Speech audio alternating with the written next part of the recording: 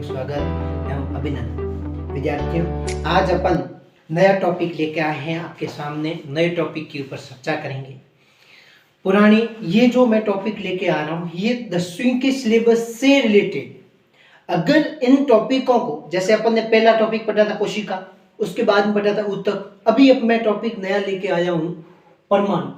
ये तीनों टॉपिक 10वीं के सिलेबस को लेके चलेंगे।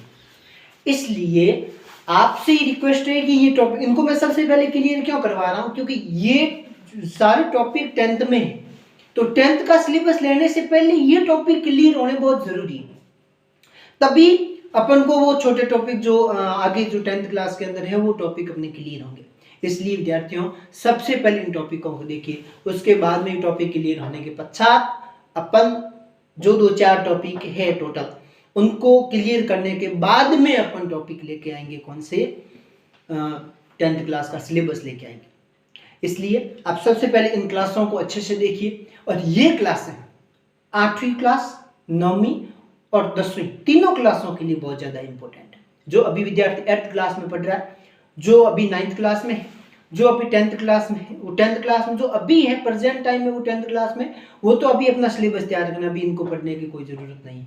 गर्मियों की छुट्टियां जो उनको होगी तो उस समय वो आराम से इनको देखें, तो ये बाद में उनके लिए काम आएगी। जो आगे साइंस लेगा, जो 11th-12th में साइंस पढ़ेगा, उनके लिए टॉपिक बहुत ज़्यादा ज़रूरी है, बहुत ज़्यादा ज़रूरी है। इसलिए आप इन टॉपिकों को सही ढंग से देखिए। मैं 4 टॉपिक आपके सामने, जो प्रथम था कोशिका, उसके बाद ऊतक, अभी मैं परमाणु लेके आया। एक और टॉपिक है वो अपन आगे चर्चा करेंगे उस टॉपिक के ऊपर। तो आप इस टॉपिक को सही ढंग से देखिए और क्या चीजें हैं उसको विशेष करके ध्यान।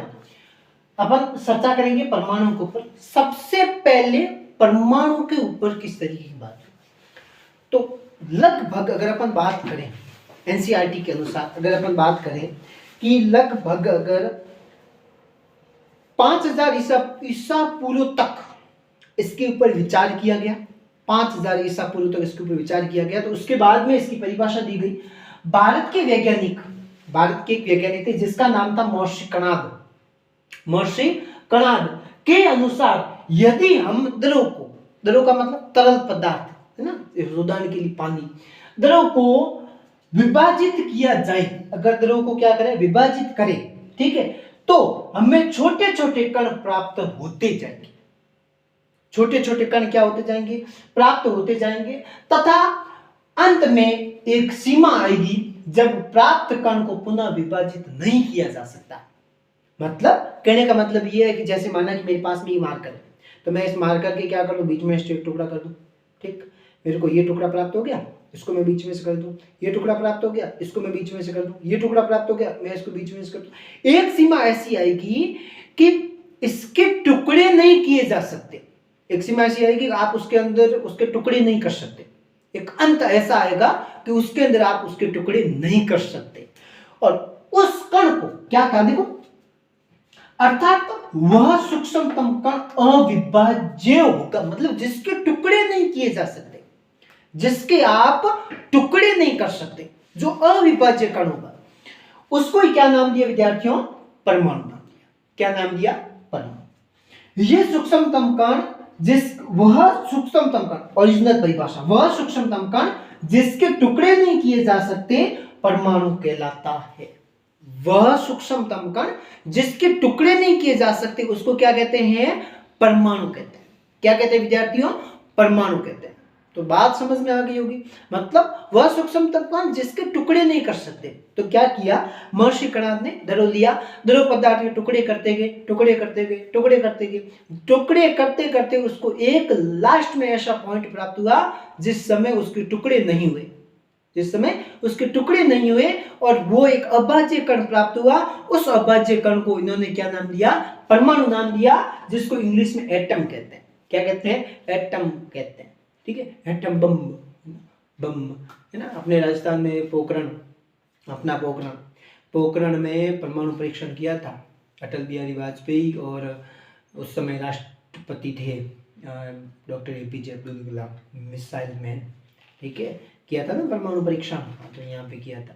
वो परमाणु एटम, ये परमाणु एटम, उनमें दोनों में कोई अंतर नहीं है, वैसे उनके कण है वो कणों से मिलकर बनता है। दुनिया की कोई भी वस्तु, यहाँ से परिभाषा समझाने का मतलब थोड़ा सा यहाँ देख लो, फिर अपन इसके बारे में चर्चा करते हैं। आकार इसका क्या होगा, लगभग 1 एंगस्ट्रम के बराबर इसका क्या होगा, आकार होगा। 1 एंगस्ट्रम मतलब यानी मैंने क्या लिखा आगे, यानी 1 मीटर का 10 अरब का भाग, 1 मीटर के 10 अरब वाला भाग, 1 मीटर के टुकड़े करते जाएंगे ना, 10 अरब वाला भाग इतना छोटा होता है। आपको इससे भी छोटा, ये तो नहीं दिखेगा नहीं, सबसे छोटा छोटा टुकड़ा। देखो उदाहरण समझो, जैसे देखो आप कोई भी मकान बनाते हो, किससे बनता है, आपका वो सर जी ईंटों से, ठीक। ईंटें किससे बनी, रेती से। वो रेती किससे बनी, कोई कण होगा उससे मिलकर बनी। वो कण किससे बने, कुछ कण होंगे उससे मिलकर बने, बने नहीं बने, बने हैं। मतलब सब कुछ एक कण दूसरे कण के साथ में जुड़ते हैं और विशाल कण का निर्माण होता है, ठीक है। और वो छोटा से छोटा कण होगा उसको ही क्या कहेंगे, परमाणु कहेंगे। क्या कहेंगे, परमाणु। और किस किस ने परमाणु के बारे में योगदान दिया, क्या हुआ कि इसके पश्चात जो ग्रीक जो वैज्ञानिक थे, ग्रीक दार्शनिक थे, जिनका नाम था डेमोक्रिटस और दूसरा का नाम ल्यूसिपस, 2 वैज्ञानिक थे। इन्होंने सुझाव दिया कि दरों के अपन टुकड़े करते जाए। महर्षि कणाद ने जो बात कही उसके बारे में ही इन्होंने भी यही कहा था कि दरों के अपन टुकड़े करते जाएं तो लास्ट में जाके एक इस प्रकार का कण प्राप्त होगा जिसके टुकड़े नहीं किए जा सकते, जिसको अविभाज्य कण का। ये सेम बात इन्होंने कही।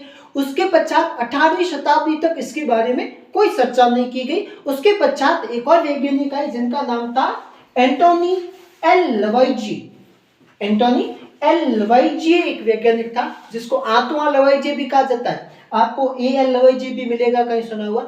इनको सामान्य तौर पर रसायन विज्ञान का जनक कहा जाता है, फादर ऑफ केमिस्ट्री कहा जाता है, ठीक है। तो इन्होंने 2 नियम दिए थे। एक नियम तो दिया था द्रव्यमान संरक्षण का नियम और दूसरा नियम था स्थिर अनुपात का नियम। इसके बारे में अपन अगली क्लास के अंदर विस्तृत चर्चा करेंगे, ठीक है। तब तक आप लोग इसको पूरा तरीके से समझिए। कुछ भी चीज समझ नहीं आए तो कमेंट में जरूर राय दीजिएगा कि सर जी ये चीज समझ में नहीं आई।